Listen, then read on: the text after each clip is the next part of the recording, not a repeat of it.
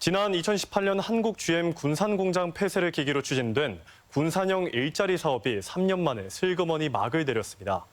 10조 원대 경제 효과가 기대된다는 전망과 달리 성과는 초라하기 그지였는데요. 정부와 지자체가 수백억 지원금을 투입한 사업인데 중국산 부품을 수입해 조립하는 데 그쳐 논란이 적지 않습니다. 자세한 내용 조세영 기자가 취재했습니다. 국내에선 흔하게 보기는 어려운 2인승 화물차입니다.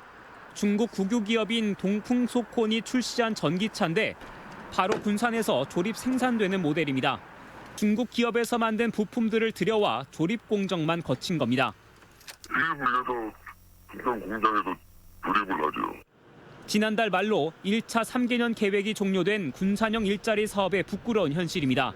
전기차의 메카가 되겠다는 계획은 어디로 가고 차량 부품 수입과 조립으로 명맥만 잇고 있는 겁니다.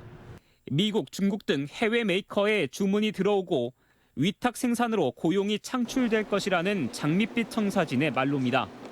지난 3년간 정부와 지자체 보조금과 연구개발 지원금, 대출 보증, 세금 면제 등 직간접적으로 지원된 예산만 수백억 대.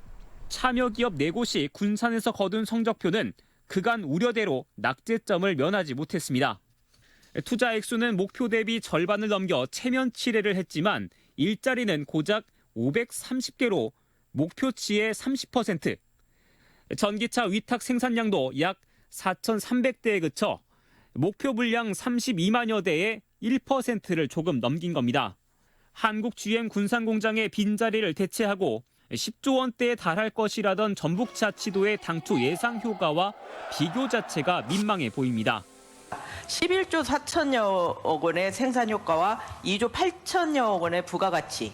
이런 연구 결과가 어떻게 보면 그 정책을 밀고 나가는데 노동계가 일부 임금을 양보하고 기업은 일자리를 창출하며 정부가 뒤를 받친다던 노사민정 상생형 사업 구조가 자리 잡지 못한 겁니다. 사업을 설계한 전문가는 뒤늦게 외부 환경이 따라주지 않았을 뿐이라는 해명입니다.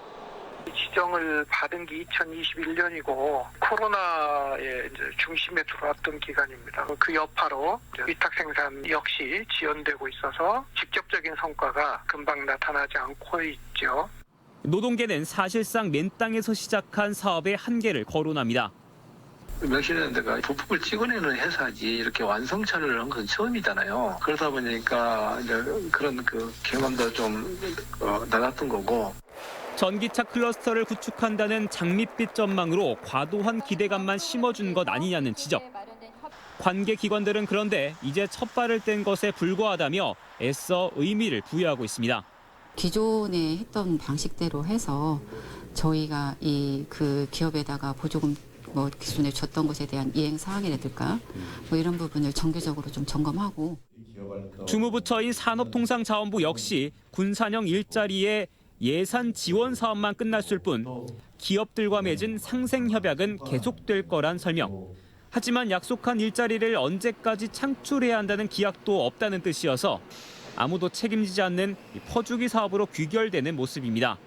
MBC 뉴스 조수영입니다.